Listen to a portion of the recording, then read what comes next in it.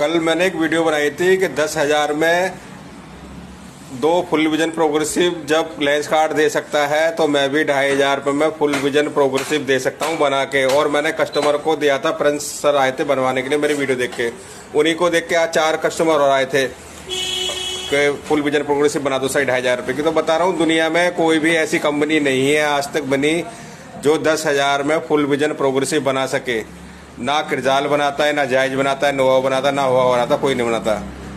मगर जो lens card बनाता है 10,000 में प्रोग्रेसिव बना के देता है आपको, वही प्रोग्रेसिव हम आपको विद ग्लासेस 2,500 रुपये में बना के देते हैं।